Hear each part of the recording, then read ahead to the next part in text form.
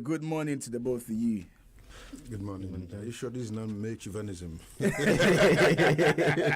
by the way, I was out with a lady yesterday.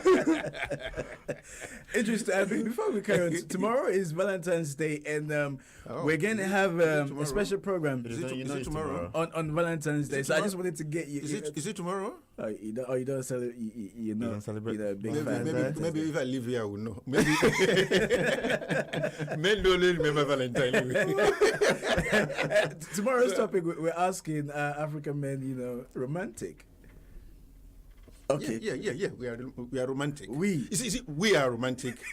You have to look at that with the context of our culture. You don't separate us from our culture. Yes. So if you say Africans men are, if you want to compare the romance of African men with Europe, there's no basis for that because we operate in a different culture and different environment. So within our own context, we are very we are romantic.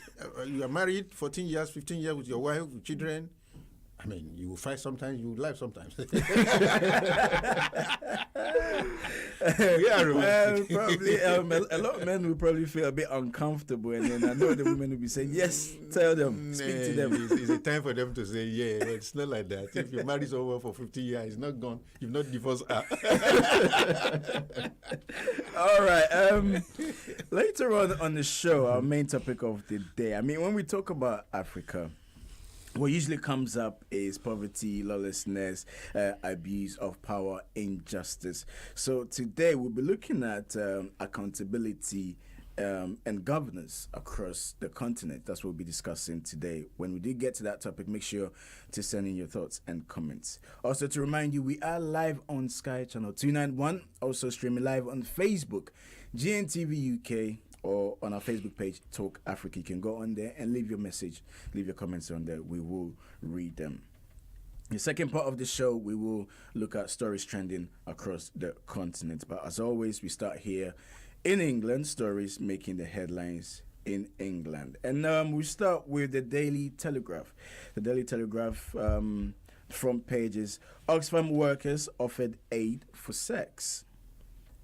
And then the Metro is also carrying the same headline, saying abuse scandal in Oxfam shops. The Daily Mail also carrying the same headlines, and there's a front picture of victims of helicopter fireball were on birthday adventure, a helicopter which crashed going to the Grand Canyon. The Guardian also carrying the same headline. Oxfam deputy quits as charity fights fallout from sex scandal. The Financial Times also saying Barclays charged for second time over Qatari cash injection in crisis. That's the Financial Times. And then the Sun, this is the second time they've had Ian Huntley in the front pages. Yesterday they had him, today too they have him. They're saying inmate tried to slit my throat. If you can remember, this happened I think back in 2001 or 2002. Ian Huntley was involved in the killing of two young girls. And the Daily Express is saying that arthritis drug will fight off dementia. This is from the Daily Express. Also, they've got pictures, tragic Britons who died in Grand Canyon helicopter horror. And then the Daily Mirror, rather have a different front page saying that Meghan's secret visit to comfort Grenfell victims. Meghan, who's Prince Harry's wife-to-be, they are engaged. The wedding coming on in May. She paid a visit to Grenfell Towers victims. And the Daily Star saying, flipping heck, pancake races banned, snowflakes ruin yet another tradition. So that's the stories making the headlines here in the UK. Now let's get into it. Some stories that the both of you have picked that you want to touch on. And I'll come to you first, Idris. The Oxfam scandal, as things have really, really heated up. I think this came out last week, and by the course of the weekend, things have really picked up. Yeah, well, what's very fascinating about the story is that you all know what the storyline in UK, in Europe, will always be a lot of cover-ups. Yeah. But once there's a smoke somewhere, it triggers so many things. Is for those who are working in that industry, they know it's a common occurrence. Yeah, what has brought this up is in UK's instance, it's always the taxpayers' money going to somewhere. But beyond that issue is the issue of what we have always said. I mean, if you want to enjoy yourself, why do it with the victims? Yeah. Yes, we know that where you have men and women lodged together, things like this are always not too far away from it. But for goodness sake, I mean, these are victims. Why you've gone there to assist, to lend a helping hand. Why are you abusing them? This is unbelievable.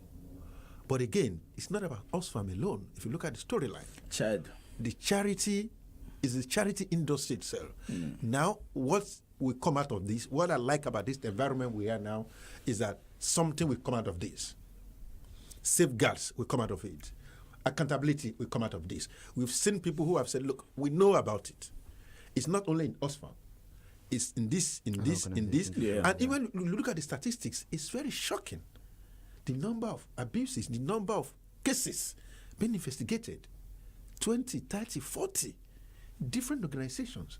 Then you come to think of yourself, look, where is the help? Where is the help? Just financial help? Emotional, you are abusing these people. But the good thing about it is that it's out in the open. Yeah.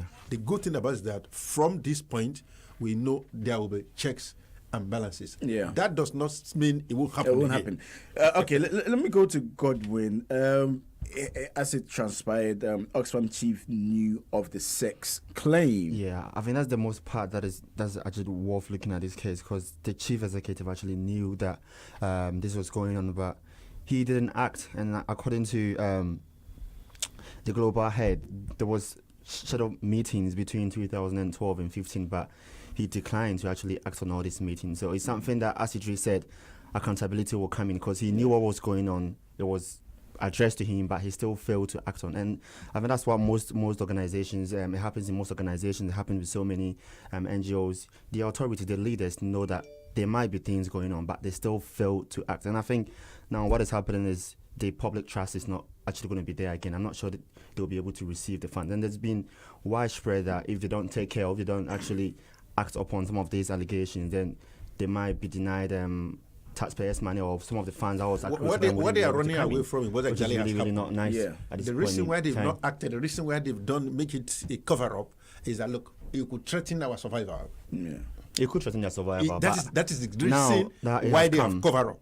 Unfortunately, Yeah. it Could have implications. Yes. But then, Idris, in saying that, we cannot forget the amount of the fantastic work that Oxfam have done in the past, or Oxfam do. Not Oxfam alone. Yeah. All across the board of charity industry, they are fantastic people. We should not, because of this, use this as a blanket to rub off on everybody there.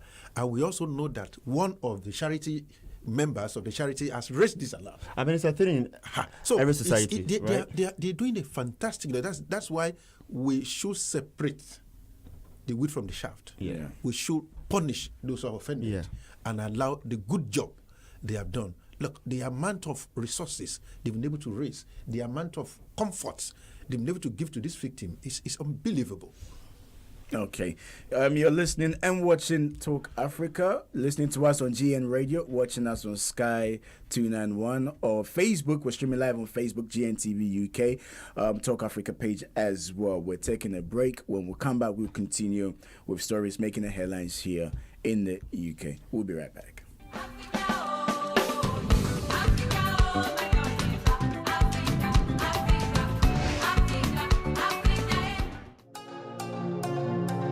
This program is brought to you by Pay Global. After the event, we stay glued to After E. That's what it is, man. El Bar in the house, and you're watching After E Band. Don't go nowhere.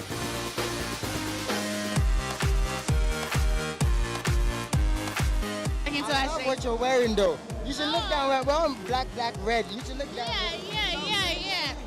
I got Don't watch me. You're now rocking with After E. Keep it live rock here, and it's going down live like a casket.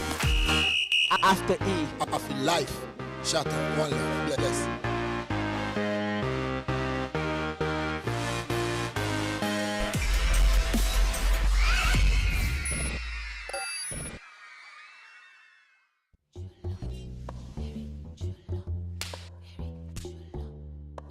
Brothers. You never told me you had 11 brothers. I would have never slept with you if you had 11 brothers.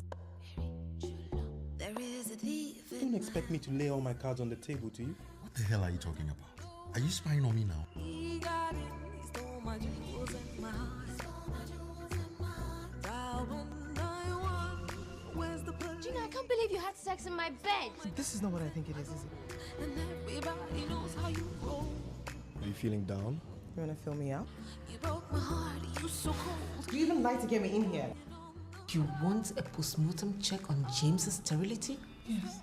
Innocent until proven guilty. Don't you dare, Shirley. Are you a stranger or somebody I know? I'm thinking about committing suicide. I got beaten for my future misgivings. So why do you want to fix me?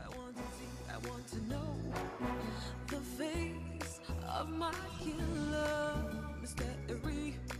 That's why I don't swear, drink, or have sex on Tuesdays. You give me chlamydia, and I'm just supposed to go away? You're gonna have a baby. Stop saying that. I do not want to hear it, Oliver. How much you love me and how much this love-making scene was your idea. I bear my soul into this relationship, and what do? You trample all over it. Stay away from her. You know I can't.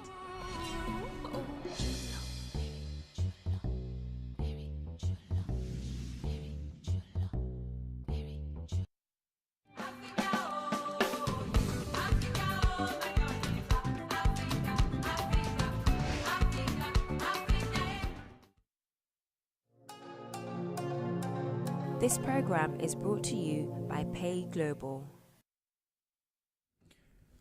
Hello and welcome back to Talk Africa with me, Jones Ewa. If you just joined us, we're just looking at the paper reviews, stories making the headlines here in the UK. Coming on later on in the show, our topic of the day, we're talking about accountability in governance in Africa. Usually when we talk about Africa, we talk about poverty, lawlessness, corruption. The list goes on and on and on. So we would definitely look into this accountability and governance. We'll go in depth and be sure to send your thoughts and comments, okay? You can go onto our Facebook page, GNTV UK, to leave your comments on there. We're also live on Sky Channel 291. In the studio this morning, we have Idris Adishina, editor of Alternative Africa, and also Godwin Guys, who's a political analyst here with us in the studio. Now, we've just spoken of Oxfam. Let's move on to the next story. This is on the front page of the... Is it the Times? Yeah, the Times. Now, this is quite interesting. The story is saying that even healthy fat food can make you fat. Yeah, and you can say that how you eat is important. That's what you eat. With slow dinners, far less likely to be obese than those who wolf down their food. And I think it's a research that came across that they're trying to see whether when you eat fast, how the food digests and whether it will make you lose weight or whether it will make you gain weight. So this is something that we have to actually look into it more. But what I would like to get here is that it's an university research that they did based on health insurance data with 519 and 707 Japanese men and women who are type 2 diabetic. Yeah.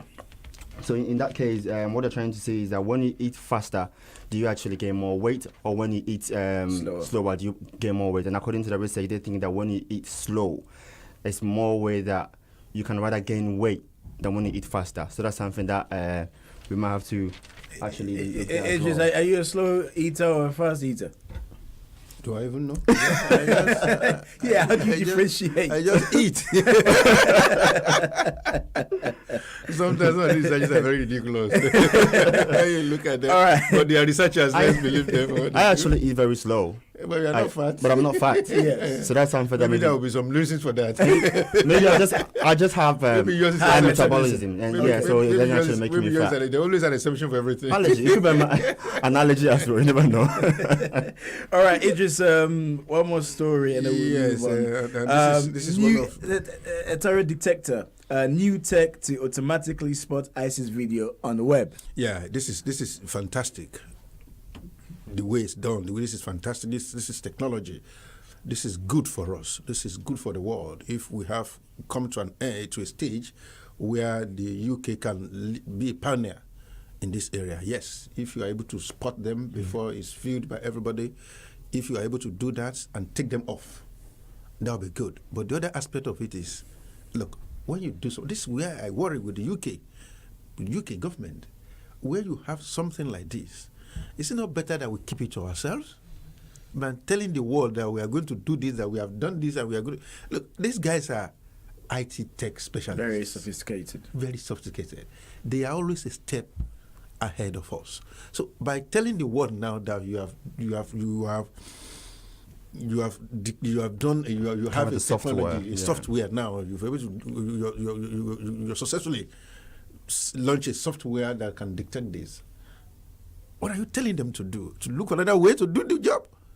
That's exactly what you are telling them. I just believe that yes, we want transparency. Yes, we want accountability, but certain security issues are better kept to ourselves. Just like the MI6 will do their recruitment, we go about their job without anybody knowing. Things like this that will impact on the world should also be kept secret. Yes, you have done it, launch it.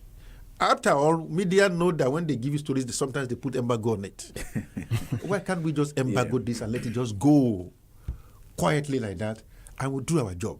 I think maybe it's a way that they're also trying to come out and say that we are doing something about the security issues. We know they are doing something. The public will know that this is what they are doing to do to actually combat the whole situation. If you tell me that I'm going to be there tomorrow, if you are going to steal, I will not go there tomorrow.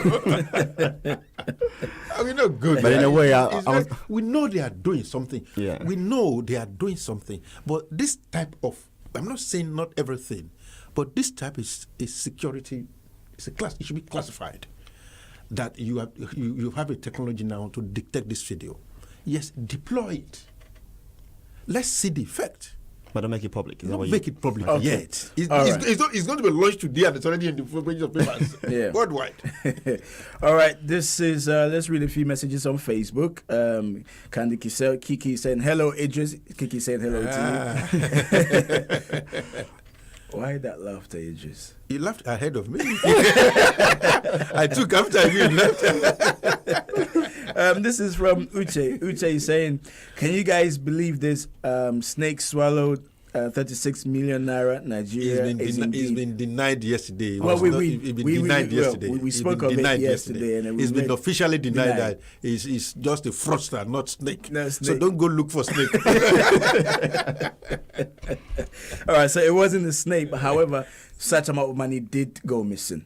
Right? As it's gone missing everywhere in the world. Okay, all right. Money goes missing everywhere in the world. Okay, and this is from Francis G4 saying, God bless you all for the good work you guys are doing. Sister, we miss you. God be with you. I think she's talking to Kiki there. This is from Marcus. Marcus Morte saying, I'm watching live from China. Wow. I don't know the time difference here in China. He's watching live from China. Yes. Why are you bothered about the time? At least if it is 1 a.m. or 2 p.m., he's watching us. Which is really, really good. How are you doing, Marcus? Thank you for watching. Make sure you share it, okay? Share it across your platform. Let's have his thoughts from China. Yes, let's have your thoughts from China on issues we're discussing here, Marcus. Okay, we would like to know how China is, how things are going in China as well. You can keep us posted. Okay, let's turn our attentions to stories trending across the continent. Idris, and we will start with... Here we come again. Jacob Zuma. Jacob Zuma is even in the Times. The Times are saying that he's been given 48 hours to step down as he's refused to resign. I don't believe everything they say in the media when it comes to Jacob Zuma. Yeah. There's a way the Africans have a way of settling their crisis. That's why I said the comparison between us and Europe will not work because we operate in a different culture, in a different the way we like to treat us. Look at what they have done to Mugabe. Yes, it was a coup, but they've eased him out. His own loyalists in the army have not been able to do anything. They still respected him. Yes. But in the case of Jacob Zuma, is very different to the case of... No, there's nothing too different there. Zuma will go. There will be an internal arrangement for Zuma to go. We all know it's time for him to go. 2019 is too far from what is on the ground now. But what I want them to do is to... Zuma has been the president for a while. Yeah. Yes, we've seen other side of him. It also moved South Africa to a reasonable extent. So I want them to be able to... I know they will come to an arrangement where it will go and there will be peace in ANC. Look, it's a matter of redemption. ANC wants to, just like Sanupi redeemed himself in Zimbabwe. Yeah. ANC too is looking for redemption. So they will come to an agreement. I don't believe they will buy to international pressure on this because there is clearly an international pressure on ANC to act, to move. Opposition party in South Africa looking to call for an early election. That is what we are looking at now. That's why we go have a good number of them across Europe, opposition, who are also working with international organizations. Yes, that's the truth. Because I've met some of them, who work in UK, who work in France, as opposition, as agents of the opposition, to put pressure on this government. Yes, but I know that ANC will come to an arrangement within themselves to ease Zuma out without factions. Because when there is, what I don't want in that party is the factions. But it seems like what is happening now is going to bring about no. that. They will come. I have, because the last meeting, for the past 1 week, they've been holding meetings now. The pictures they released to us shocked all of us. Yeah. Zuma and his deputy, who is preparing to take over, they're smiling, eating together. But that's propaganda. Exactly. Let's not forget the time that Mugabe was removed. Remember when the army went giving him salute. That's the way I want it to end. Everything in Africa should not end in crisis. Let's introduce diplomacy into it now. Let's ease Zuma out and let the next person take over. Let's tell the world that we have a mechanism of solving our own problem without resorting to violence always. Okay. The issue with Jacob Zuma, a lot of people have raised this when it comes to African leaders. African leaders don't know when to resign or call it a day. I mean, what I find interesting about this topic is I know sometimes we don't know when to call it a day, but the same way his term of office is not there yet. Good man. For him to go. Good man. So you don't expect me to go. If I have 2 terms of 4 years in office, I expect myself to be there because that's the power you've given me. That's the mandate you've given me. There's no vote of confidence from the party, then surely you need to step aside. You need to step aside, but I think they're also following. Look at what happened in Zimbabwe. It wasn't time for Robert Mugabe to go, but they did it. Now, the same thing happening, even though it's a different cases altogether, but it's the same thing trying to happen in South Africa. Now they're trying to let him go and say, okay, on 22nd, if he doesn't leave, there will be a vote of confidence in Parliament to take him off.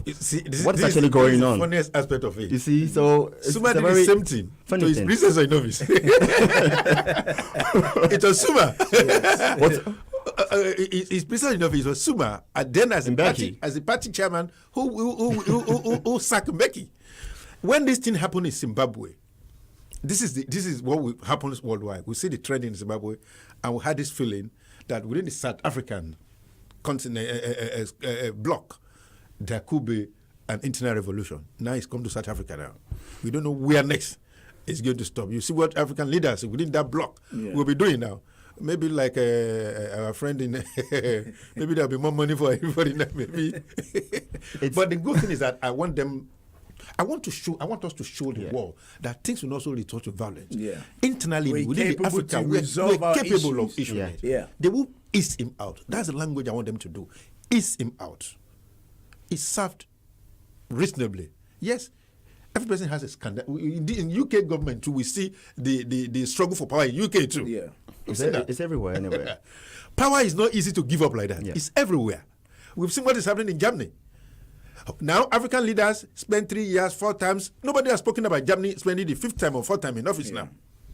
So, is it acceptable in Germany That Michael spent 4 times, 3 times? Well, then she hasn't been under any global pressure to say leave office or any form of allegations against her of such. Now we've seen how much she's fighting to keep the job now with different network with other parties. Yeah. We've seen here that in UK here all of a sudden when there's no money for school, no money for everything, UK government has looking for £1 billion to prop up another party to keep the government in power. We've seen that. So it's not easy to give up power everywhere in the world. My take on this issue is that we should all respect democracy and the rule of law. This is becoming a trend in Africa that when governments are in power and their time is not on, you see factions of people saying, okay, we should overthrow the government, we should do this. The people around him should hold him responsible. If I'm in South Africa, I'm not going to vote for Jacob Zuma's party if they should overthrow him, because the ANC, his people around him should hold him responsible and accountable. Who are you going to vote for? Exactly. So I think it's time that African, they're more likely to the people of Africa should come to the fore that we need to allow our government to serve their terms of office. We need to hold them accountable till their time in office is due, before we act all like votes of confidence and we overthrow you. But if they have done something wrong, that's what been alleged in South Africa. It's been alleged. There's also should be a pressure for them to step aside. And upon all this chaos that's going on, we must not forget, in terms when we look at the history of how things have been handled in the past across the continent, I think it's fair to say we're moving in the right direction.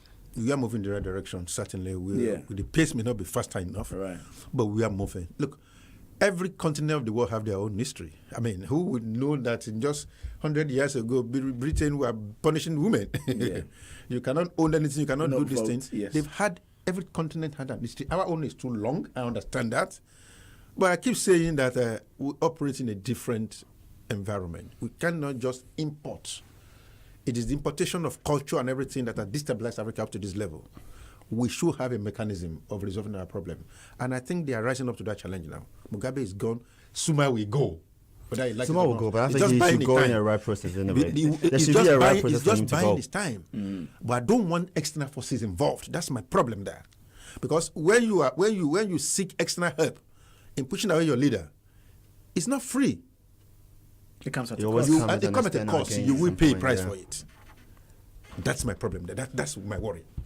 Okay, you're listening and watching Talk Africa on GNTV, on GN Radio, on DAB, GNTV, Sky 291. You can also listen to Talk Africa on Sky Channel 0185. That's to listen to us, okay? If you want to watch the program live, is on 291. We are streaming live on Facebook. Go onto our Facebook page, GNTV UK. Leave your comments on there. We'll read your comments. Make sure to get involved in what we're discussing this morning. We're talking about accountability and governance across the continent. Okay, this is an area that a lot of people will agree that if African leaders will possess some of these skills, probably Africa would have progressed further than where it is right now. We're taking another break. When we come back, we will discuss more issues. Don't go nowhere.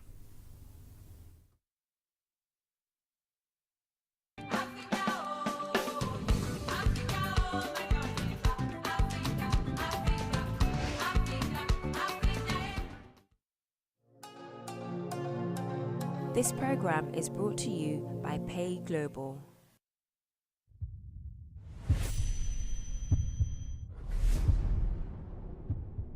To pay for dinner, pay for a hotel room, and he ended up buying me expensive jewelry. What? For God shall fight for you, and you shall hold your peace. Move! So, are you going to leave that man to go scot-free? My client has rights. Just as we have the right to get to the bottom of this matter. You must take responsibility for your actions. Sure. When I got you a job, didn't you tell me that what you get from a man in a day it's more than what you get in a whole month? He what? He fainted yesterday. But how? I'm a man. What do you expect? Elijah said, come out on Semika. Gracie! Elijah,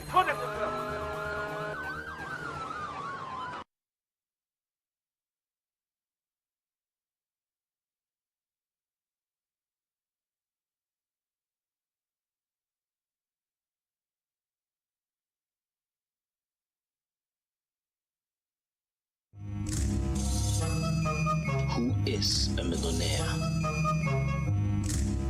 How do they become millionaires? Was failure ever a part of their success? What do they do with their money?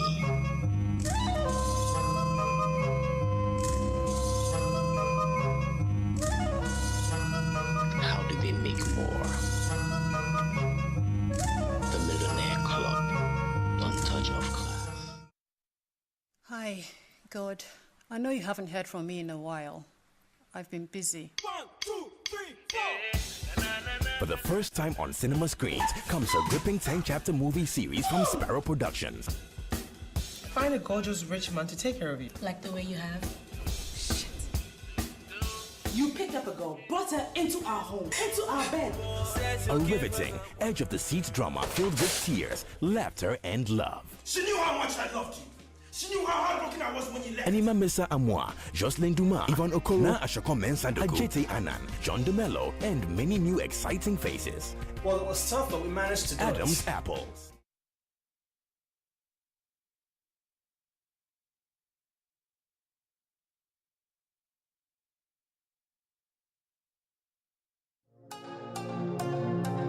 This program is brought to you by Pay Global.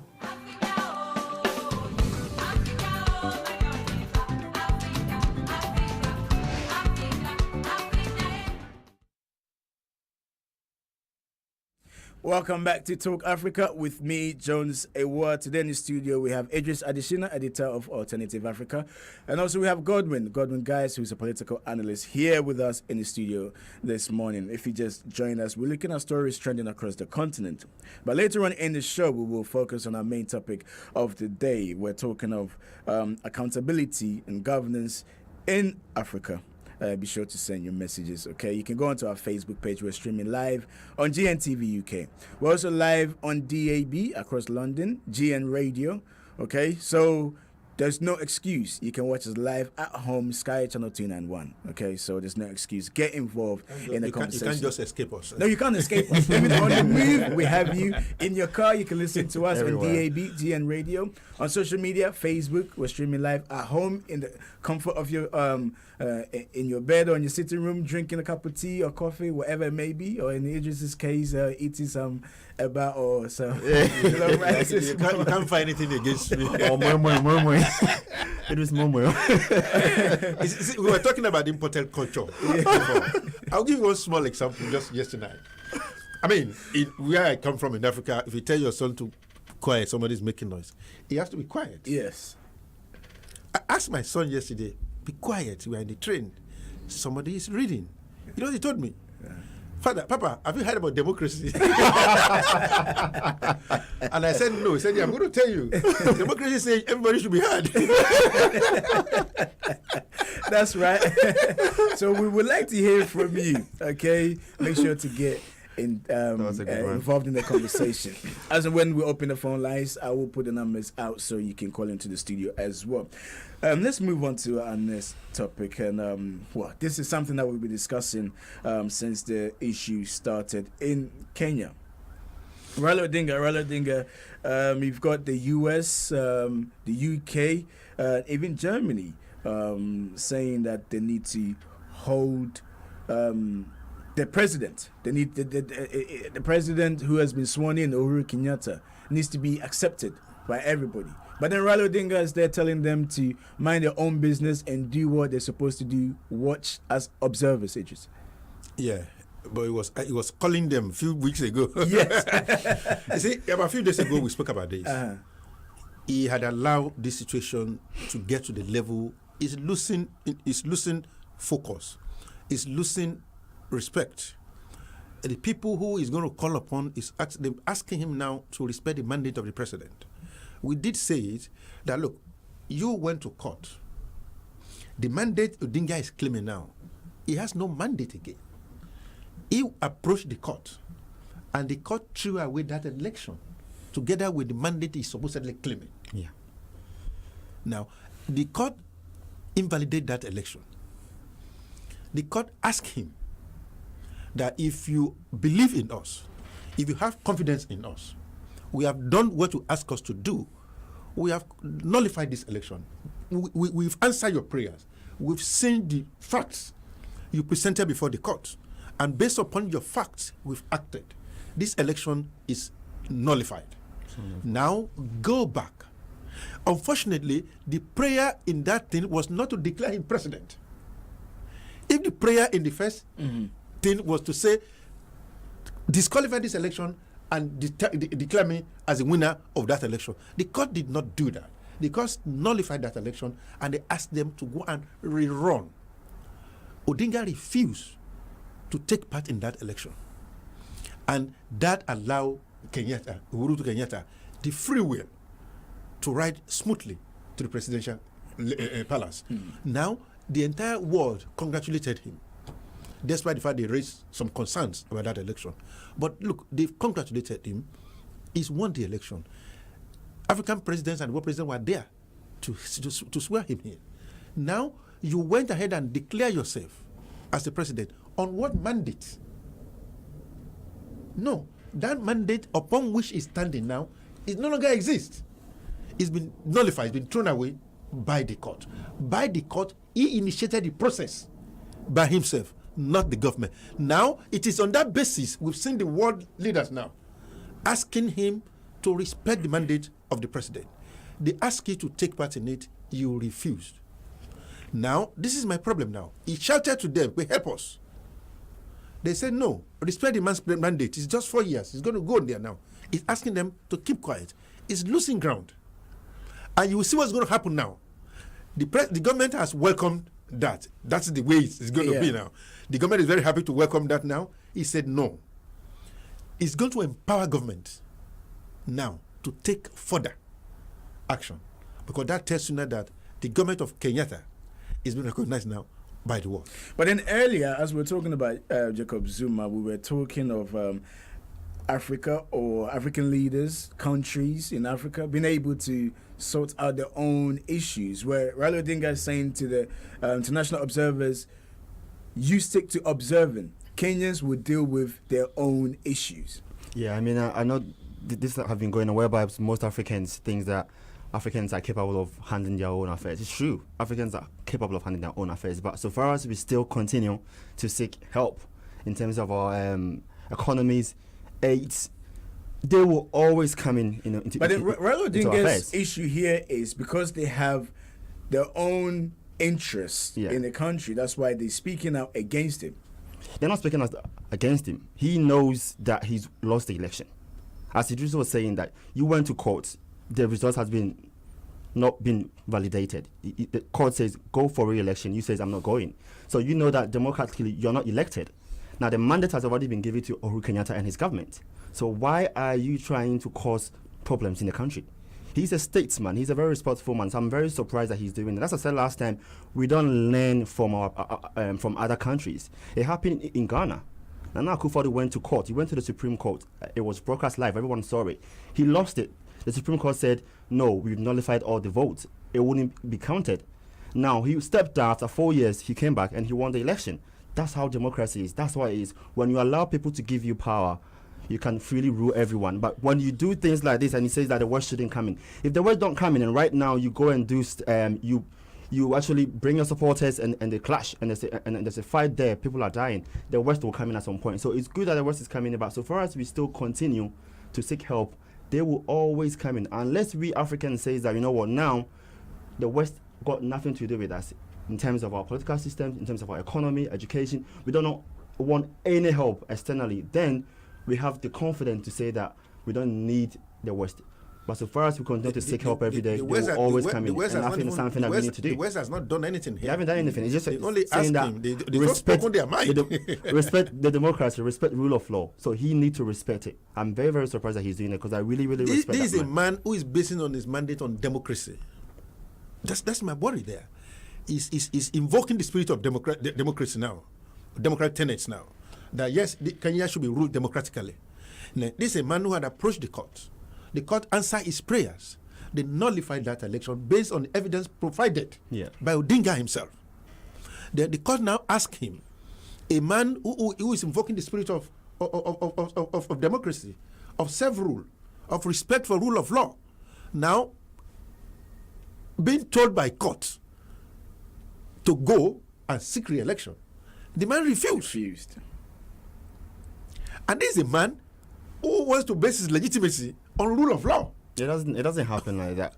But then, looking at the way things have panned out since the way it's going now, Kenyatta is being empowered to go all out now, and this is the language, and crush all oppression. Yeah. That's the language. And when you imagine, before anything, he has responded immediately to say we welcome the international community, because that is where Odinga will always derived his strength from. The way it is going, they know that Odinga gave Uhuru Kenyatta the free will. Immediately, he refused to participate in that election. Okay. All right. Before we move on, let me read a few messages that popped up on our Talk Africa page on our Facebook. And this is from Joyce. This is to do with Oxfam. Joyce was saying, I'm not surprised at all because most charities are dodgy. NGOs in Africa are even worse. Let's not forget what an NGO in France did in Central Africa. The Charity Commission needs to wake up because most charities are not complying with the public benefit test. Okay, that was earlier on when we were looking at stories making the headlines here in the UK. Keep your thoughts and comments coming in. And don't forget to share, okay? Share so a lot of people will get involved in our discussions here. And another story, I mean, this part of the world is violence and unrest has been going on for a very, very long time, which is South Sudan. It's been reported that South Sudan government reject rules for peace talks. Idris. Yeah, if you look at I try to look at the story and look at why you want to. This is a government. When the government worked out on the peace talk on the basis of just an inserted clause that whoever violates this agreement should be punished, and the government delegation worked out. Yeah. If that is what actually transpired, because we are reading a story now, we're reading an account of what happened there. Don't forget that the crisis in Sudan or crisis anywhere, anybody writes from different perspectives. If that is what happened there, then you know that government is not ready for peace. That government wants to rule by force. There's an embargo on there's a ammunition embargo on that government. Yes, what happens there is that I am not sure the delegation has the mandate of government. Because they know what it means that if you violate this rule, because the last peace agreement, I don't think it lasted for just 2 or 3 hours before it was violated. When we have counter accusation by the opposition and the government in power. Yes, it's sad that when people are talking of bringing peace, if you are confident you are not going to violate agreement, why won't you accept? Nobody is talking about embargo on you now, saying we are signing the peace treaty. Whoever violates it must be punished. The government should be very happy to sign that. But let's hope they come back to table. It's a very sad development because the amount of destruction in South Sudan. You see, this is my problem with agitation for power. We know when South Sudan is agitating for power from Sudan. No, it's been going on for a very long time. Now they've got their own. Within the South Sudan now as a country now, look at what is happening there. Look at what's happening. It's not about Sudan and South Sudan again. It's an internal problem now. Internal problem, within South Sudan. And I think it's breed from ethnicity as well. But it's sad. Unfortunately, this man has monopoly of power there. He has monopoly. He's a warlord from time. We know. But I just hope there's a way to persuade them back on the table and let's stop this carnage. What is happening in Sudan is horrifying. Right. Let's move on just for time reasons to see if we can touch on a few topics, stories before we move on. And I'll come to you, Godwin. This was reported. It's been reported that a suspected big cat poacher has been eaten by lions in the national park in South Africa. Oh yeah, I mean that's really something very, very sad news. The questions you ask is that where were the other security guys? Because I know that when you are poaching, there should be people around you. There should be people from the reserve so who will be around you. Somebody is stealing your house, that's where you.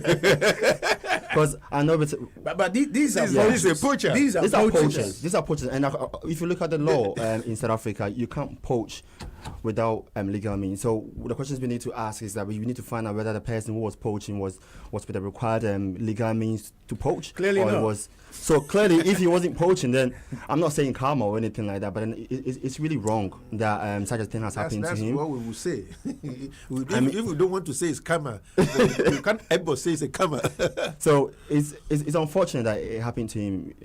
I mean, you don't have to be happy for someone something happened to someone, but then it's really, really sad that it's happened to such a person. But then going forward, I think that they should strengthen the laws and regulations according to poaching and hunting, because if there were enough or adequate laws or checks, I don't think this will happen. Anybody trying to violate your law, no matter how much sophisticated you are, that's their own trait. Yeah.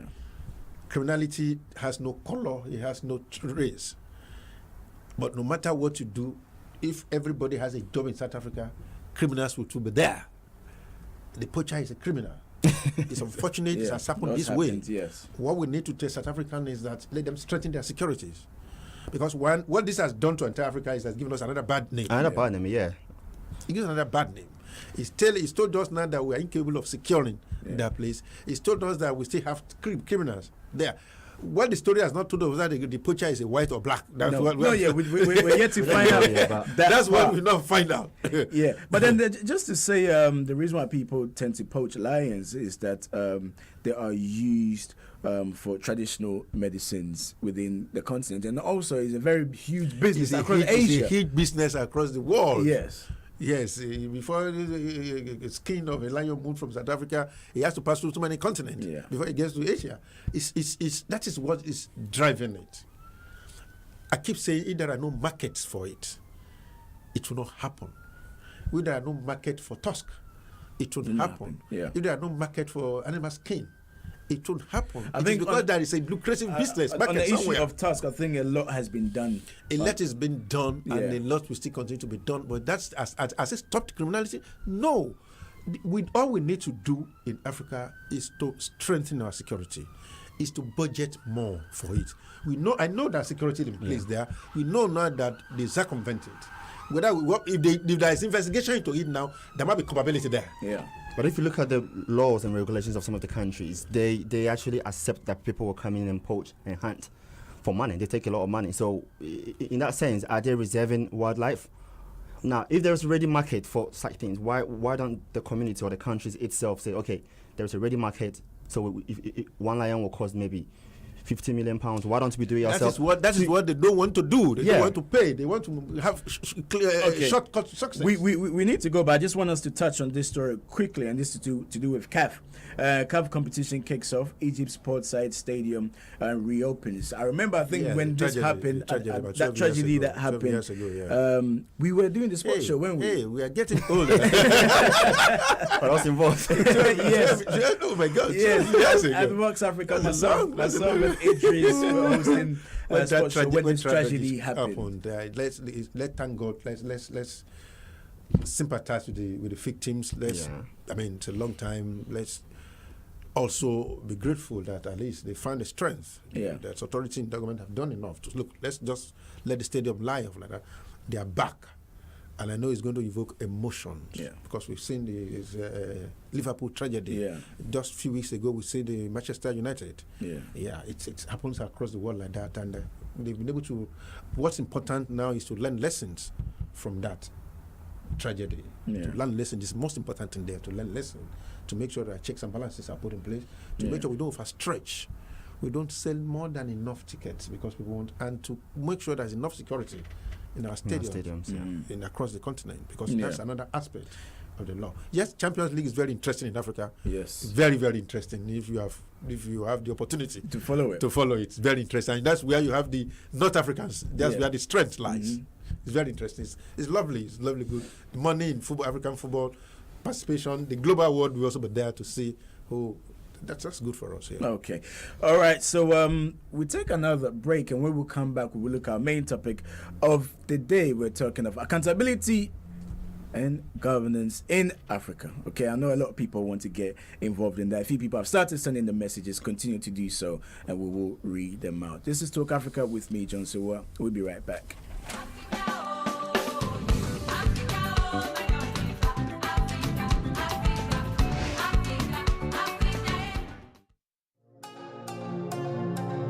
This program is brought to you by Pay Global. Welcome to another edition of Switch HQ. That's right, my name is Ludwig Jr. and from now on you're going to see my shows coming to you straight from London exclusively.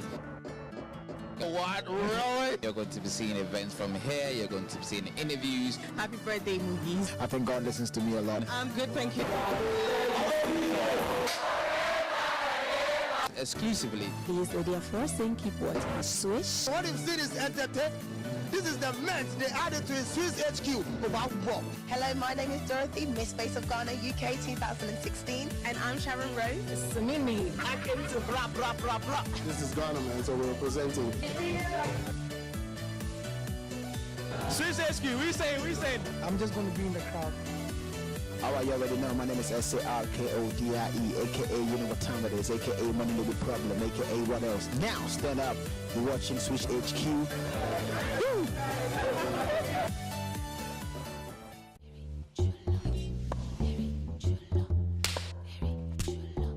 11 brothers.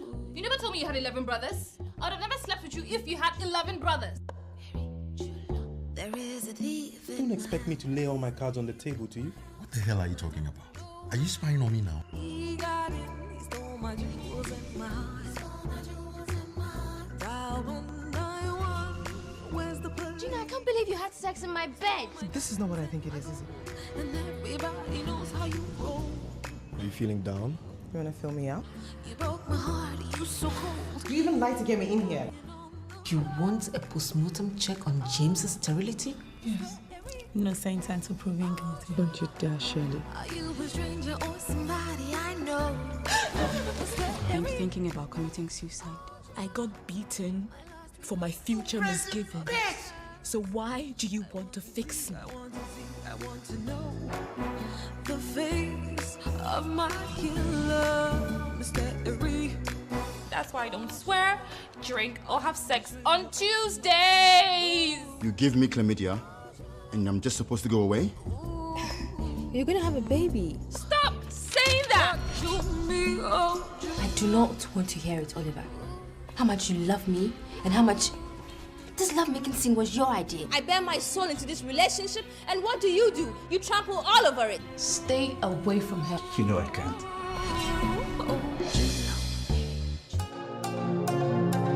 This program is brought to you by Pay Global.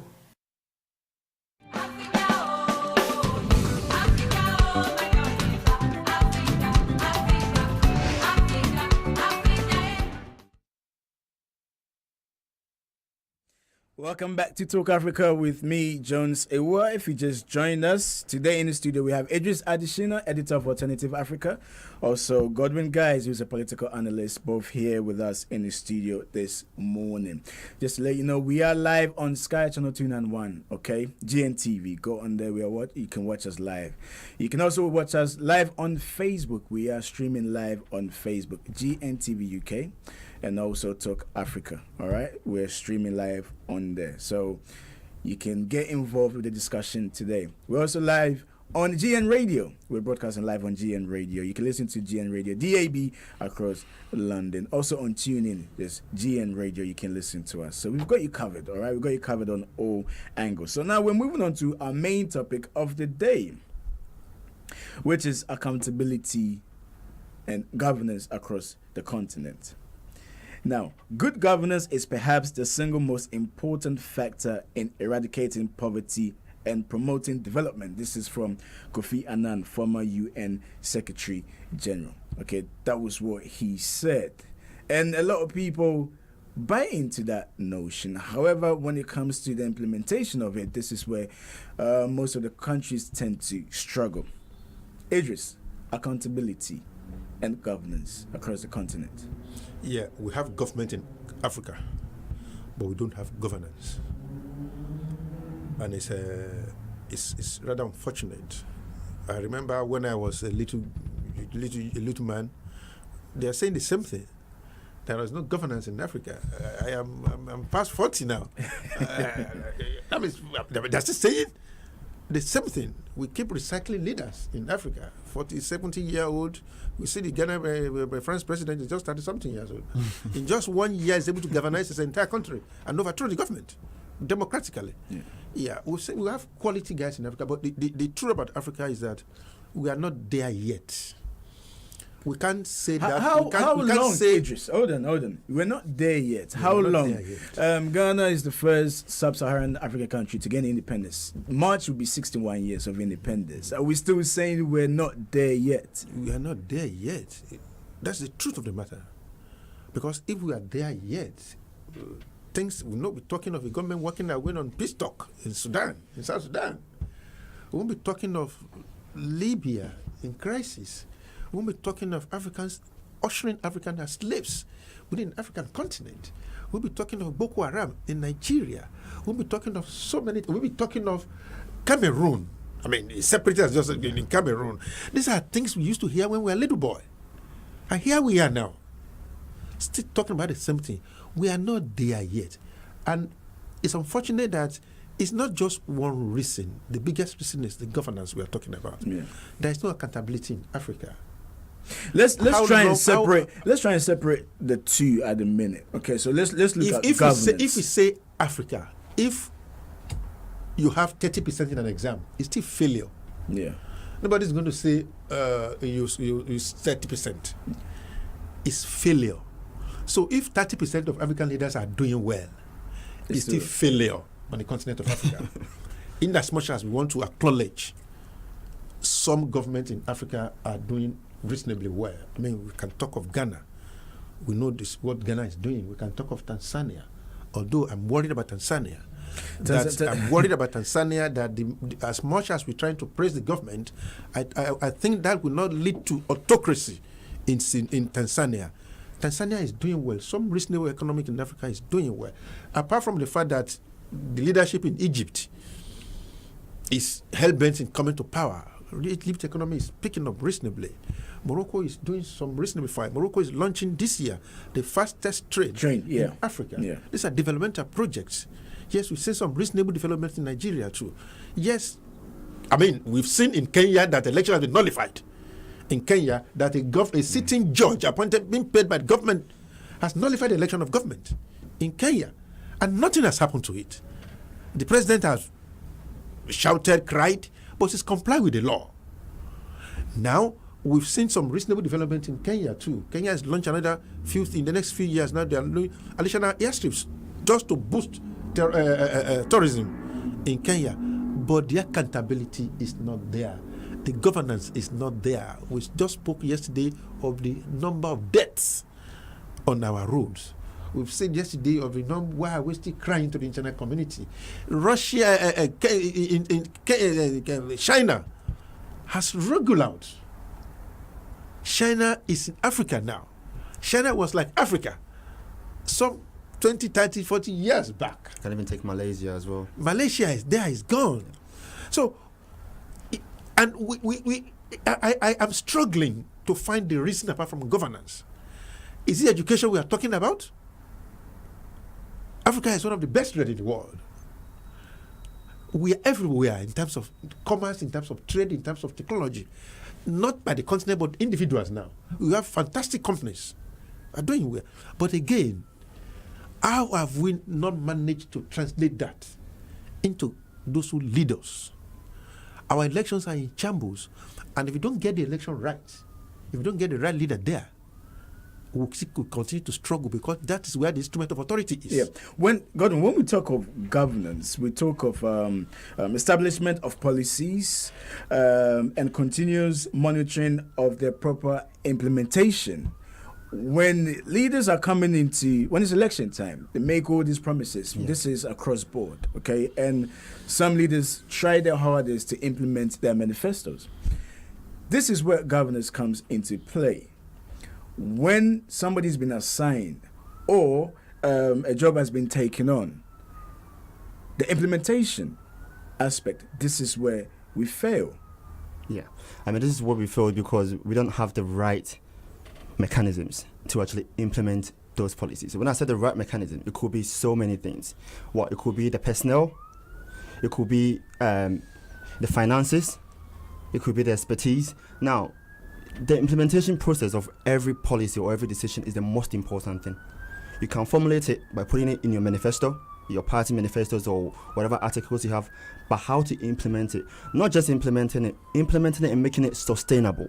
The reason I touched upon that is because we've seen so many times where a government, we know sometimes you're not able to fulfill your promises. You might start an infrastructure and you cannot expect one government to use 4 years to fulfill all promises. So sometimes it comes to a point where something begins, but then in the end we don't see it through, and then before you realize, when this government came in place, that's when they started this, but this government came in and did not touch it. Because one thing about African leaders is that we don't have that spirit of continuity.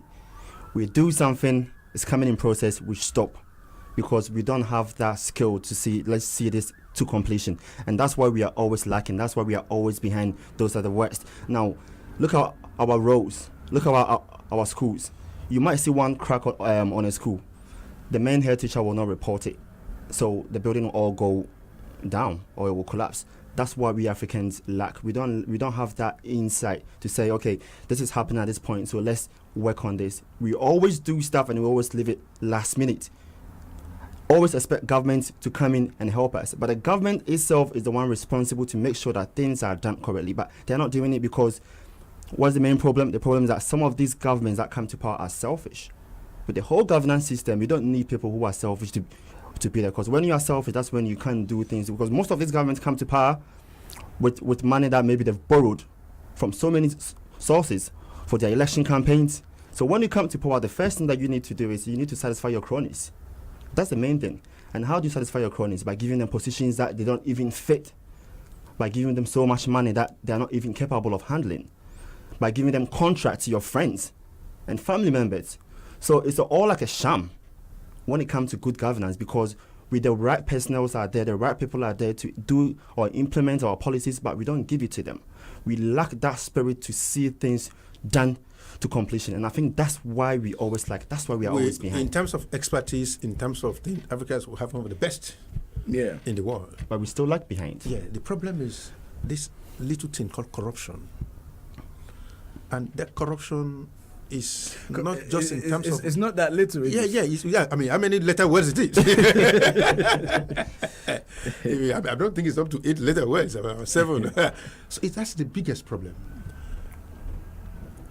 Unfortunately, that part of the world, the first thing that comes into implementation of policy is what's in there for me, and not what's in the interest of national unity of the country.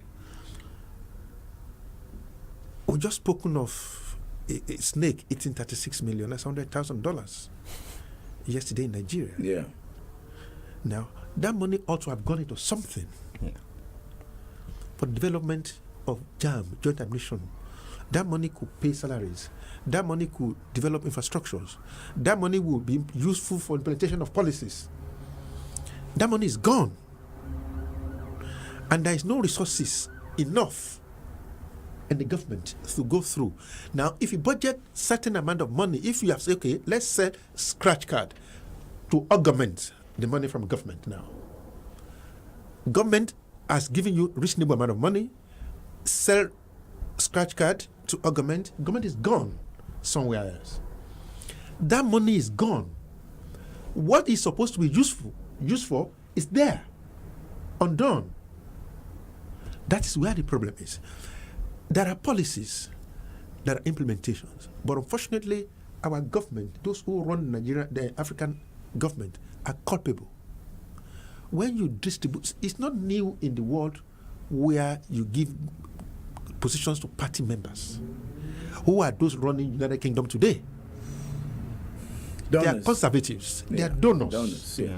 It's like that everywhere. It's like that in US. It's like that in UK. We even saw the Rupert Murdoch meeting up with prime ministers and pushing the agenda. Pushing the agenda. It's everywhere in the world. They've donated to this government. They expect to benefit from it. But there is a standard in this country where you must not go beyond. That's what I wanted to That touch on. standard is what we don't have there. You don't expect government in Ghana, in Nigeria, or in Kenya to go and pick member of opposition to go and run that government. It's not going to happen. Is Labour running this government from there? That's where we are lacking No, on that it's not going front. to happen. It's that standard that we have not been able to draw. And it's that implementation in this country to the still. But once it's out, some scandal is here. We've seen the amount of pressure government is putting on now. Yeah. We've seen the deputy man is resigned yesterday. That is the level we expect to get to. That is not good. That nobody is going to use opposition to run his government. They will use members of the parliament. There are competent hands in the party to run. There are technocrats who can help. What we are saying that there must be standard. If anybody has taken the money that is meant for implementation of policies, they should be punished. I am not interested in you going to jail. Give me my money back. That's what I'm interested in. I want our law enforcement to get to the level that everybody will know that whoever has committed a crime will be punished. That is what we don't have. All right, let me take a few messages on Facebook. This is from Nana Kweku. Nana Kweku saying, Saidu Adamu, I see you. Okay, Nana Kweku is giving thumbs up to his. Is it you? No, I'm referring to? Okay, Nana Kweku is speaking to somebody there. Marcus from China, who's watching us from China. Yeah. Marcus is saying, will there ever be an effective leadership in African governance? I personally feel the leaders ripping off we the citizens until the 4 years tenure is due. We feel powerless. And that quickly saying, I truly believe these in quotes leaders are end of quote are as powerful, as relevant as their supporters make them. We need to educate the masses to resist from following blindly. Very unfortunate. Marcus comes back and says, great Kofi Annan is watching. I want to know if I have the right to sue my regional minister for failure to undertake any tangible development. He goes on to say, Ghana is currently operating on 110 ministers now, and I want to know if that makes sense considering less than 30 million population of the country.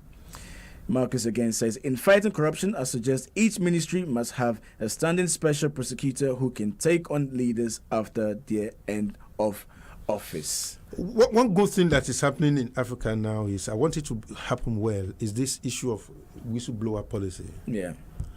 If we are sincere, see, we keep shouting the leaders. How much power do they have if we don't vote for them? I mean, in this part of the world, we saw the last election. Everybody wrote Labour off. But who supported Labour? The masses, the people who said, no, he's resonating with us. We like what he's saying. And what has gone, Labour has gone from a dead, moribund party into a party who is telling us that we are an alternative to government now. That is what we want to happen. And it's not just, look, the biggest culprit in Africa are the educated, are the elites. So it's not about education. People who are educated. No, I think should what take the right call. I think what Nana Kweku was trying to say. I understand what he's saying is that yes. After 4 years, people they will still come back and you don't deceive somebody again after 4 years. No, we've seen what you have done. Yeah. Look at the pressure on the Nigerian president now. But Idris, one thing that you maybe you need to bear in mind as well is that most Ghanaians or most African countries don't vote based on policies that the government that is what we should change. On party lines and ethnicity, and ethnicity has taken root in African politics. And funny enough, you touched upon that. That was my next line of questions. We'll delve into that when we come back. We're taking another break. This is Talk Africa.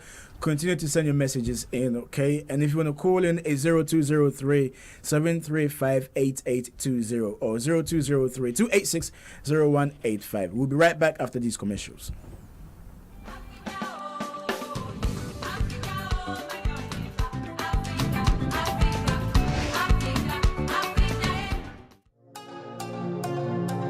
This program is brought to you by Pay Global.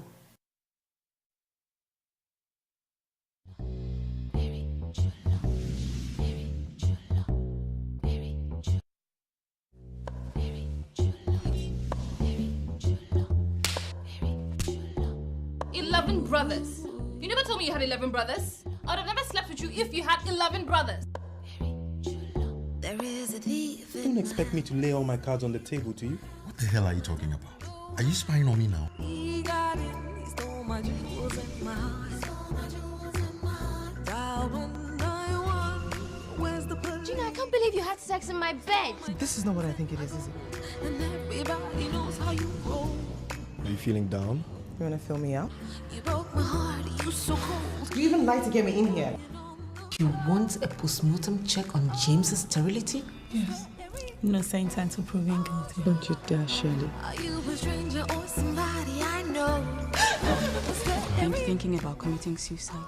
I got beaten for my future misgivings. So why do you want to fix me? I want to know the face of my killer, mystery. That's why I don't swear, drink, or have sex on Tuesdays. You give me chlamydia, and I'm just supposed to go away?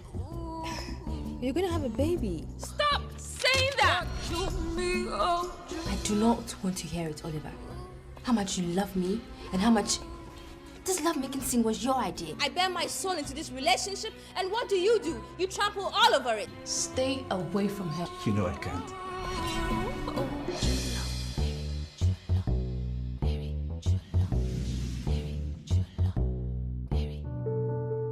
You might ask an artist to explain his art, or ask a poet to explain his poem, but it defeats the purpose. The meaning is only clear through the search.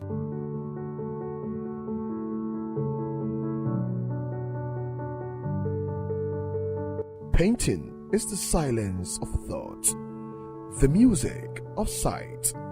Painting is just another way of keeping a diary.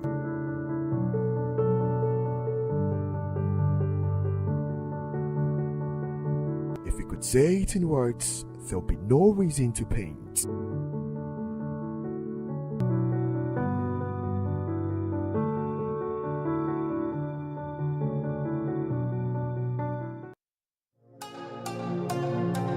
This program is brought to you by Pay Global.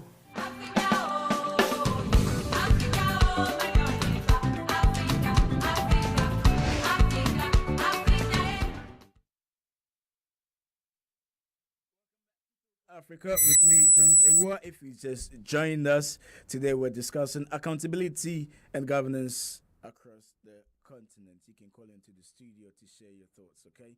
The number to do so is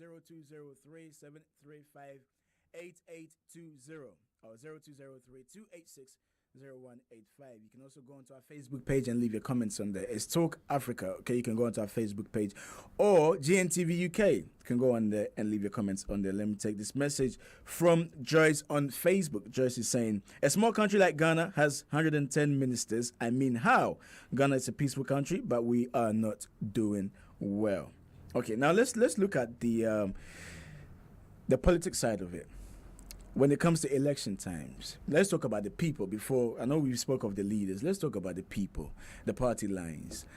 Usually, there's one party against the other party. Come what may, whatever the other party policies are, right, whatever the policies are, whether it be good or bad, a lot of people don't tend to look at that. Whoever they tend to vote for is who they vote for. So then, is it not a case where we keep voting the same people in and not actually checking if they're more than competent to deliver? I don't think that is peculiar to Africa alone. I know a good number of they call us immigrants. I know in a good number of us, what comes may, for Labour. We have a party in particular that we want to vote for. I don't know how much of conservatives that will be so good enough, that will be so dissatisfied conservative that will come vote for Labour. But at one point in this country, there will be what we call the national interest. Yeah. That national interest is what we saw in the last election. Look, policies now came into last election. we had labor nationalization, and which resonates so well with the youths. Do I say we don't have that enlightenment in Africa? No, we do. Do I say that a party that has impoverished us, that will not give us job, that doesn't do anything on our road, does that mean that we are blind not to see that what it is? No, we do. But you touched on something last time, which is the ethnic now, the religion now, the ethnic now. I don't know how we can get that out of our politics in Africa. If we're able to squeeze it or reduce it to bare minimum, maybe things will begin to get better. Because those two things play a very significant role in how we think, in how we respond, in how that shapes our life. Another thing I am very much interested in is the amount of money we spend in the election. In this part of the world, there's a limit. Yeah. I don't think there's a limit in Ghana or in Nigeria or in Kenya or no. And these people are able to just unleash this money on society. And this is where the society is culpable. Because nobody does anything in government. We've now come to the conclusion that, look, if they get there, they're not going to do anything for us. This is our time to take money from them. That mentality, I've seen it because I've covered elections several times. I've seen it. You ask people, why are you going to vote? And they tell you beautiful things. But again, when they declare results, if those results are genuine, that's another aspect of it. So what it boils down to is our government in Africa are too powerful. The amount of resources they control is too much. We will come to the separation of powers very soon. But if we're able, if you have an organ, if we're able, but unfortunately we have NGOs who are working on this line. Where are they getting their money from? Funding from government. And if you know an NGO is telling people to want to vote against you, what are they going to do? To withdraw the vote. We need to do, but my most important thing is that we need to start this thing very early in schools. But again, we've seen what the conduct of our union, our student unions are across Africa. I don't know how they operate in Ghana, but I've read about a reasonable one. Because by now, where we have education, where graduates don't have jobs, you expect them to be able to do something reasonably. But again, you still see this bad party, a party that has not done anything, winning election. But it boils down to the same thing, the arrangement of our government. Who governs us, the masses, what do we do? Because where there is much poverty, my brothers, I don't know what we can do when there is that poverty. When poverty strikes. And my worry is that I'm believing that majority of our leaders in Africa has deliberately used poverty as a weapon now to keep us where we are. In the exception of some few reasonable, we've seen opposition won in Ghana. We've seen opposition won in Nigeria. We've seen, if Odinga has not withdrawn from election in Kenya, he'll be winning. If Kenyatta had won that election, it would have been very difficult. Yeah. But when you move away from those few examples into Burundi, into DRC, into Sudan, they are Africans. And if we have more of them, that's the basis I think we are going to be judged. Godwin, one of our comments that came in from Facebook talking about the masses following blind, and you wanted to touch upon that. Yeah. When it comes to election time, we're not voting on policies, but we're voting on tribal lines. No, I mean, that's one thing I've realized. Now, when I was doing my dissertation for my master's program, I think what I did was I was doing elections and ethnicity, how ethnicity has affected our elections, and I was doing a case study in Ghana, where I took 3 regions. Now, we all know that the main 2 political parties in Ghana, the NDC and the MPP. And we know that the MPP was actually not formed on ethnic lines, but kind of formed on ethnic lines from the north and a part of the Ashanti, but their main base is the Ashanti region. Now, we have the NDC, which their main base is the Volta region. And I took Accra, which is the capital, which is more metropolitan. So you have every ethnic groups coming in. And when you look at the figures coming out, you can say the whole region, let's say 100% of votes, you will have, let's say, 95% in Ashanti region going to the MPP. Yeah. And you have, let's say, 85% or 95% going to the NDC in Volta region. Now, with Accra, which is the capital, it's a split. Yeah. So you ask yourself that why is it like this? Because we've always formed our political parties on ethnic lines. So the masses there don't listen to the policy, they don't know the programs that the governments are bringing. All they know that I'm from Ashanti region, so I will vote for NPP. I'm from Volta region, so I will vote for this party. Most people who tend to look on policies are those educated elites in the countries, whereby they've been to universities or they understand policies and programs. So they come out to say, you know what, I'm from Kwewu.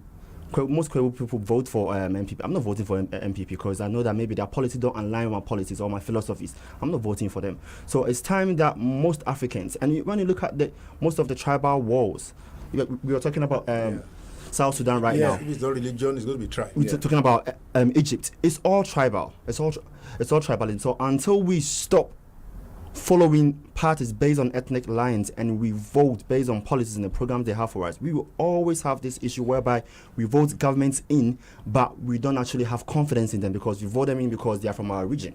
But then if you look at parties these days, there's a lot of inclusion going on there. You have people from the north in maybe a party from the south of the country. You have people from the east all coming together. So is it really an inclusion, or they look for you to include them so that they can look like a resemblance of a national party? No, but then either way, they do have somebody representing other regions. Handpicked or elected by people. It's all handpicked. Because there's a difference between when the party is representatives. Look at the survey now, and that survey is applicable anywhere in the world. Yeah. Look at London, for instance. You cannot honestly tell me this party is going to win London. It is only when the votes are counted that you know it's going to win London. When the votes of Brexit came, we knew how London was going to vote because London is metropolitan. Yeah. Because it's affected. London benefited. Has a lot of benefits derived from immigrants. And those areas that first immigrants has affected our life negatively, you saw the way they vote. Everywhere in the world, that is the way it is. But at one point, my worry is that what is our national interest? In this country, even those who voted for Brexit, they still tell you some of the negative implications of immigrants. Yeah. That tells you there's a national interest there. But then is it not interesting in the past where we've had parties or leaders who were for one party, a national party, that ideology was quickly dismantled? Yeah, you see, so many things has affected. We've transited. We're moving a long time from. Let's just believe. Let's hope that. Yes, our movement has been slow. Let's believe that we're going to get there because time past, it wasn't like this. It used to be strictly regional parties. And it used to be war from one party to the other, from one region. If you don't vote for me, this is how it's going to look. We've moved away from that to what looks like a pseudo-national party now. But we know they're not national. They just look for representatives to campaign. Now what they have done, I don't know what they have done across Africa, is that when they form a cabinet now, there's a representation from different ethnic group now. Maybe from Volta Rodia, this man is brought in as a minister. They appointed a minister in the north, in the south, in the east, that just to make it look big enough. But what we are saying is, let's devote resources. What Africans are asking for is not quota system. What they're asking for is let there be road and job in Ashanti. Let there be road and job in Volta region. Let there be road and job in Accra. This thing has no other names other than development. Yeah. If it is evenly spread, I think the barrier of religion and culture can go, the barrier of ethnicity. The major problem we have there is I don't know how we can remove the barrier of religion from it. Religion is a very strong influence in Africa. Another factor, I think the both of you have touched on, is the separation of powers. A lot of people have spoken about this for a very, very long time. You have the executive, legislator, you have the judiciary, and then three arms of government. And it seems to be everything comes from the executive. And people have touched on the separation of powers. This will enable the continent to grow, because then everything is not just the government. Everything is not just the government. And if one person is able to have minority in parliament, appoint the judiciary, and he's the executive, so who's checking who? I have a different views to it. My view would be about the source of funding to all of them. The source of funding? To all these, the arms of government we are talking about. Because if the executive now allocate resources to all of them, that's where the culpability will come from. If the executive has the power, that one that deploy resources to judiciary, that funds the legislature, I want a situation where all of them will derive their power not from the executive or their funding from the executive. There will be a direct source of funding. Right. So that they have that level of independence to be able to scrutinize. Don't forget that we've seen it even in Parliament here, where we call their members that you have to support that policy, that we're going to whip you. Yeah. The chief whip will call the party caucus. Yes, but we have also seen this part of the world that there's rebellion in the party. They join Labour and vote against government. And this is what we don't see enough. That is what we don't see, because what happens here is that the source of funding is different. Theresa May cannot withdraw the funding from any MP. Their source of funding is different. Their power of funding is different. If the MPs abuse their fund, there's a particular set of governance, the government that will whip the MPs into line. Not the executive. The executive have to declare their own income. The legislature have to declare income. The judiciary have to declare income. So the source of funding matters most. In our homes, if our wives don't have source of funding, if the license husband, she's at her beck and call. Yeah. We could punish her. But if she works, she's independent financially, she could stand up to us and say, "Hey, to hell with you, Mr. Man. I'm not going to do that." Source of funding. What happens in Africa is that the executive now releases funds. That is where problem is.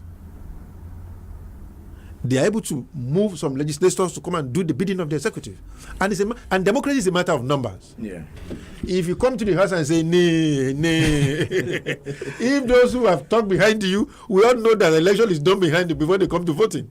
But if they have their source of funding different, they derive their funding from national. It's not about government now. Whether you oppose government or you support government, your funding is certain.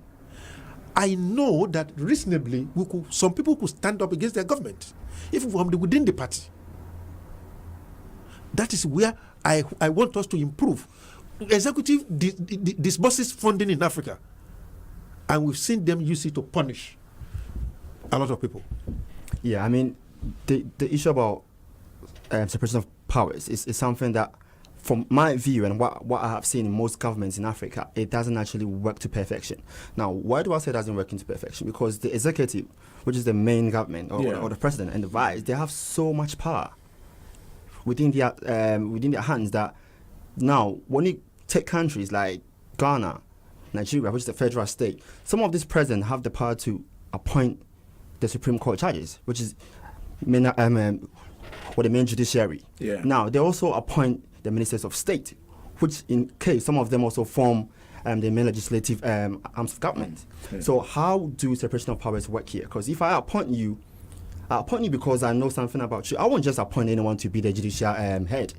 I'll appoint you because maybe you're in my party, or maybe I have close ties with you. So you're saying they should be appointed on merit? On merit, not on based on maybe party lines or political affiliation. And I think that they shouldn't even be appointed. They're saying positions in governance that it shouldn't be based on appointment. It should rather be based on maybe state vote. Or it should be a commission. Yeah, because if I'm the president and I appoint you, Jones, as a Supreme Court judge, do you think you can bring me to books when I'm doing something wrong? Well, they should be able to. They should be. That's why we have. What I know happens in some of African countries that there is a commission. For instance, in Nigeria now, that's a commission, the Judiciary Commission. The president does not appoint the Judiciary Commission in Nigeria, the judge in Nigeria. No, he doesn't know them. They only recommend to him. The Judicial Commission recommends to him. And what they normally do is that they do a background check, a security check on that man.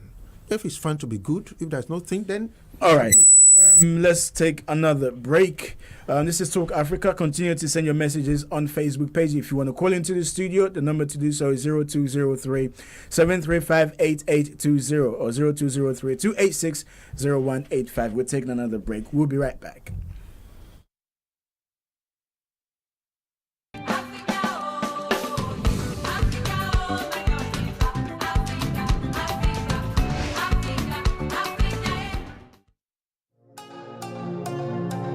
This program is brought to you by Pay Global.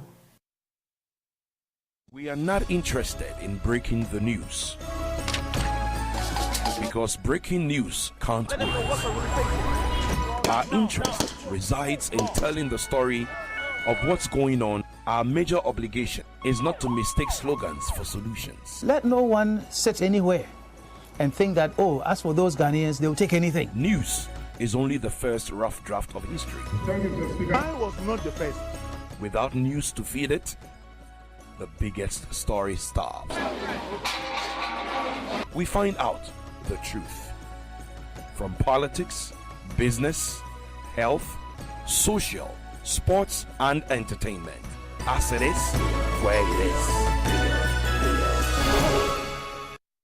E-News Redefined. Wondering what's going on in the life of your favorite entertainment personality? Wonder no more, because the Daily Setbit has got you covered with the latest in entertainment news, gossip, facts, rumors, and of course, some sizzling interviews. Not just that, did you know actor Jimmy Foxx's real name is Eric Malone Bishop? I bet you didn't know. On the Did You Know segment, we bring you some mind-boggling facts you might not know about your favorite celebrity. We don't only set the trend with our stories, we bring you trendy videos and images that have gone viral on social media. Your entertainment just got better.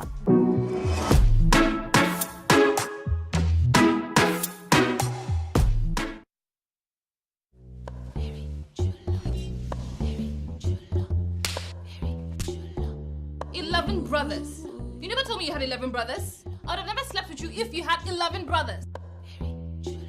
There is a thief. Don't expect me to lay all my cards on the table to you. What the hell are you talking about? Are you spying on me now? He got it. He stole my jewels and my heart. Dial 191. Where's the police? Gina, I can't believe you had sex in my bed. This is not what I think it is it? And everybody knows how you roll. Are you feeling down? You wanna fill me out? You broke my heart, you so cold. You even like to get me in here. You want a postmortem check on James's sterility? Yes. Innocent until proven guilty. Don't you dare, Shirley. Are you a stranger or somebody I know? I'm thinking about committing suicide. I got beaten for my future misgiving.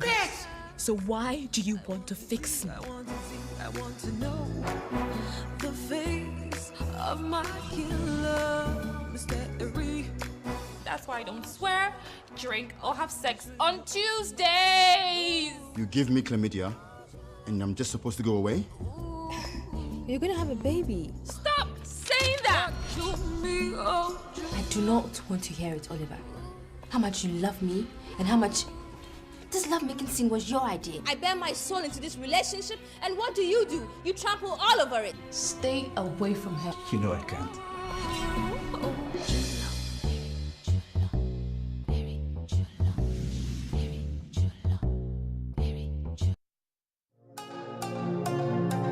This program is brought to you by Pay Global.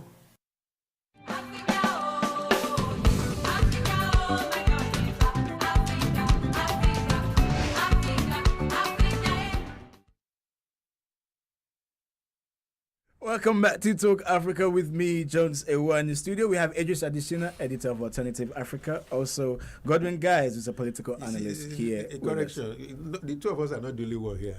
You are here too. Yeah. Okay, I'm the host of Talk Africa.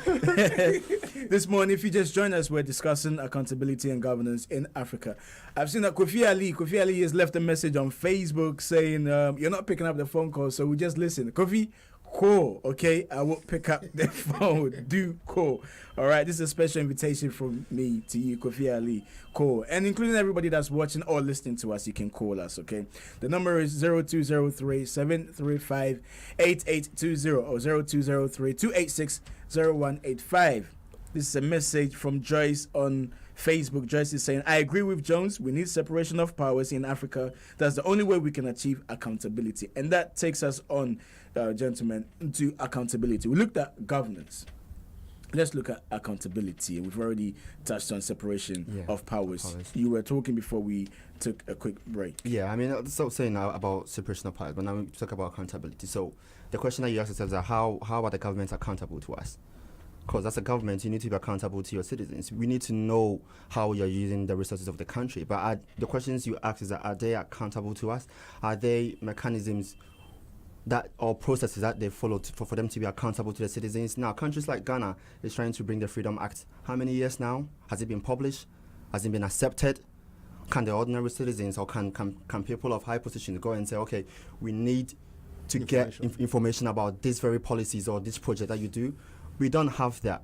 Now, what is the main reasons why most governments keep information out of reach for citizens? Is it confidentiality? Or is Some of it could be. Some of it could. At the end of the day, we have voted for you. We have given you the mandate to rule over us. The mandate doesn't say that you have the right to keep saying things from. We need to be open. That's where it comes about transparency as well. It doesn't have to be vague. But are we in a way tarnishing every move by a government as being, having some sort of corrupt activity attached to it? Because information is not out in the open. Yeah, it's not out open. You see, there are so many things that they do that shield information away from us. Information is very powerful, and it is information we don't have. That's where we continue to follow blindly. Exactly. Now you've touched on freedom of information. Yeah. It took about 15 to 20 years to pass it in Nigeria. And now they don't even comply with it. Now, is it a crime to ask the Supreme Court or to the CBN how much did our president spend in UK? Is that a secret? Has that anything to do with buying drone or buying ammunition to fight Boko Haram? No. But there are mechanisms. Maybe what we need to do in Africa now is to have our NGOs who work in that field, in the policy, in governance field, to let us demand more from our elected representatives. Because in this part of the world, I know my MP.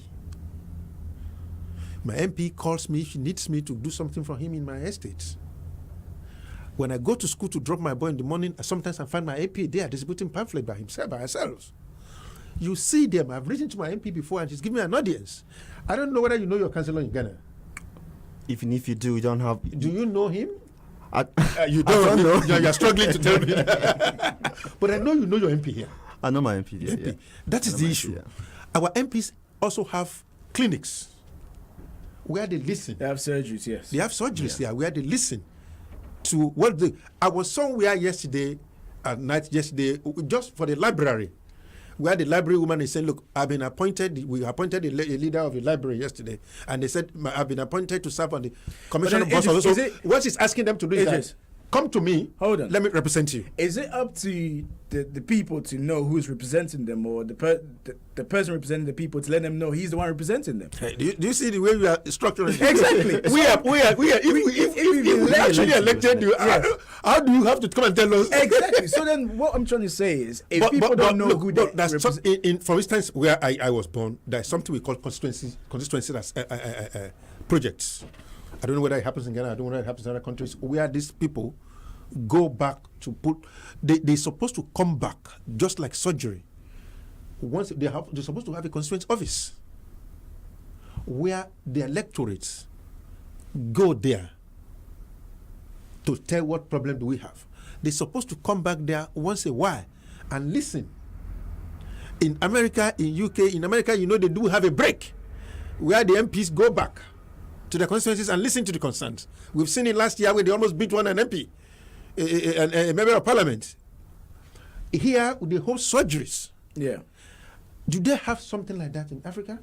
If they do, what is the quality of the surgery? That's the point I was making. And when an MP comes up to Africa, do we go to them to say, my son is doing birthday? We want to take money for Okay, I think Kofi Ali is calling. But before I put Kofi on, what I was trying to get at is, obviously the people know who they voted for. But do the people understand that this is the guy we need to hold accountable? I think, you see, the emphasis in Africa has always been on national government. Yes. That's Even when the state governor does not pay salary, it is the president that carries the burden. Right. So when it comes to election times, you always see the MP and the president's picture. Yes. So everybody is looking to the president. But meanwhile, it's the MP that you should be focusing on. So that's why I'm asking. Do people know what they need to hold these people accountable? Maybe let's listen to Kofi. Kofi, good morning. How are you? Good morning, Joe. We're very well, thank you, Kofi. What would you like to say?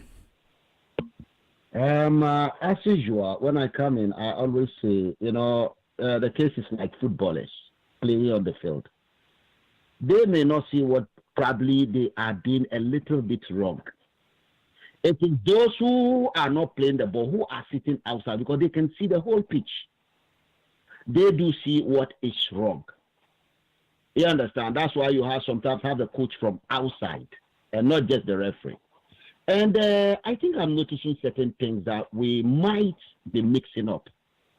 We are discussing Africa as if it's one political entity, one country, which is not true. We know that, Kofi. That's not what we're doing, but there is a trend that cuts across the continent, Kofi. It's not like it cut across. There are certain trends that look like they cut across, but even the institutions designed to address them are not the same across the board. Let me give you a good example. I'm talking on authority because I've lived and worked in so many West African countries. Now, the governance system in Ghana is different from the governance system in Nigeria. The governance system in Ghana is not the same as the governance system in Côte d'Ivoire. And that is how it varies. And so when we are addressing issues as if we are dealing with democracy as one single approach for one entity, we are getting it wrong. Let me do something here. In Nigeria, for example, the separation of power is clear, very, very clear. You have the judiciary, the executive, and the legislators. They are seriously checking themselves. If you come to Ghana, we have a system that is like the British system, where in Nigeria, members of the parliament are never appointed as members of executives, and they still keep their position. In Ghana, the members of the parliament are appointed as ministers who become automatically members of the executives, and yet they keep their position in parliament. Again, when you come to them about their I think you are talking about the source of funding. I think somebody mentioned that. Yes, interested, yes. Again, we are getting that totally wrong. In Ghana, for example, Kofi, can you repeat that again because we didn't hear you what you said there. Which one is that? The source of funding. Yes, the source of funding in Nigeria and Ghana are clear. Now, let's look at the source of funding. The source of funding is the tax, our government revenue. That is the source of funding. Now, the source of funding all go through, in Ghana, we call something consolidated fund. It goes there. Now, how is each department getting its money? It comes from the budget. The budget has to be approved by Parliament. Now, and then the executive draw the budget and Parliament approve it. Now, when you come to personal remuneration, that is salary, the president's salary has to be approved by Parliament, and Parliament has to approve the president. You understand? The president approves any increment or salary to the Parliament. It's the same thing with the court. Now, the judiciary, the case of the judiciary is that it's not a political issue as we do it because of their professional nature. and because of the nature, and all over the world. So you do not politicize excessively the judiciary, else it will lose its purpose. And therefore, but however, when you come to funding, the allocation goes directly. So they don't actually depend on the executive, as you try to put it. Like the executive have got the Kofi, just hold on for me. Idris wants to come in. Idris, let's have you, Idris. Yeah, see, Kofi is very right, and that's what I've said, that I'm worried about the disbursement of fund. Yeah. I want it to come directly from the budget. There's a difference between when the Ministry of Justice, when you put the salary of judges on that Ministry of Justice, it's coming from the same executive done by the ministry. When the judges derive his salary directly from the Constitution, that look, this is the budget, and this goes straight as part of the judge's salary. When you get funding from judges, I want the funding from judges for offices, for stationaries, should come directly as salary, not Ministry of Justice paying justice. Not Ministry of Justice. Let's hear Kofi. Kofi. Let me say that. Salary commission pay is time separately. Salary is talking about budget, right? Budget it includes everything, and permanent is when the executive do it. But when you come to salary is a permanent thing. Salary, it means this person has been employed, is promoted. This is salary. It's different from allowances. Let us get that different. Or it's different from other money that is spent in the judiciary for other extrajudiciary activities. So when you are talking about budget is salary is a permanent thing, and the budget salary commission deal with we have the promotion and so on and so forth. So we cannot again fault the executive on that. We can't, because you don't do politics with that. Now, if there's not enough money in the purse, in other words, if the consolidated fund has not got enough money, it means everything in the country will suffer. So that is a different ball game. Now, so let's look at this critically so that we can be able to know where the fault lies. And I want to repeat and stand on that if we want the government or policy to cut across so that we can get the same result, then this is where we are coming up with the regional government. The regional authority means we'll be receiving, like now you have euro emission. You need euro certificate. Whether British Parliament like it or not, they approve it. They have to carry it out all across Europe. Then what you are doing is that you are now creating a different level of governance at a higher level. And that level of governance will be dealing with certain things that cut across. That is when you now we discuss issue the way we are discussing. But if we are looking at it by country, each country has got their unique problems. Each country, France is taking all the money anyway. So when you, at the end of the day, if there is no resources in terms of money, what are you going to allocate? Okay, Kofi, thank you very much for your contribution. Kofi, I think we need to get you in here. Just for time reasons, we have to leave it there with you, Kofi. Thank you very much for calling in this morning. Idris, we are saying the same thing in different ways. What we are saying is that if there is separation of power, yes, but if the same executive has overriding power of money and resources and funding to all these sectors, I doubt it if that separation will not be compromised, at that particular time. Yes, we know in Ghana, what we have said on this program is that we have cited exceptions. But we keep saying that if 30% of the entire continent is one practicing true separation of power, it's a failure on the continent. Yes. In Europe, too, we have democratic we have autocratic government in Europe. All right, let's look at the issue of accountability. A lot of people, especially even in Kenya, it happened. Cameroon, it happened, where a lot of people have gone to protest, and there's been some form of killing, but nobody or anybody gets held accountable for such crimes. Or if somebody in a higher level ministerial position or an MP tends to get away with a lot of things that they do, which are against the law. Accountability is it's not only in our government, there's no accountability in Africa. Even individually, we don't accountable. You've told me a story of where you try to be accountable, to stay at the junction, at the traffic light, and you are being abused by those who are supposed to. You are not being abused by the government. You are being abused by just a fellow. Where are you doing that? Move. Look. Yes, I know the government has a lot to do. But what I know is that our laws need to be strengthened. Our laws are too static in Africa. How do we strengthen our laws? We've heard that so many times. For instance, our laws needs to be strengthened. For instance, institutions need to be allowed to work. Yes, whether we abuse UK or not, there is a technology now. They've responded to the issues of terrorism. Before, maybe they didn't have such laws. Now that dynamism is coming, they've seen that these people have taken a new steps. So we have to keep doing it. The laws are archaic. It's too archaic. Okay. Yeah, we have to move with time. Quickly, let's hear from you. Yeah, I mean, when you talk about accountability, in my view, I think it should be both ways. It should be the government being accountable to the people and the people being accountable to the government. Now, how can the people be accountable to the government? By obeying rules and regulations. When the government does things right, let's say economic empowerment, by taking advantage of it as citizens and working hard to promote progress in the country and development. Now, if there are rules and regulations and people of the community that don't obey the rules, what do you think will happen? It will be chaos. That's when the government will come in. That's when they will do protests, and the government will come in, and as you said, there will be so many killings. So I think accountability shouldn't always be based on the government we're holding the government responsible for what they do with our money or what they do to promote progress or development, but it should be both ways.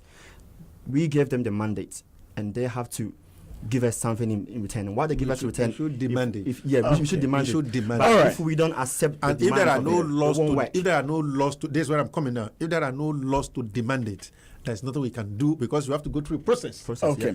All right. Thank you very much. To recall an MP goes through a process. We might get cut off soon if we're not careful. Thank you very much to our guests this morning, Idris and Godwin, and of course to our listeners and viewers and the people that send in the messages. We'll do it again, same place, same time tomorrow. Until then, enjoy the rest of your day. We'll see you tomorrow. Goodbye.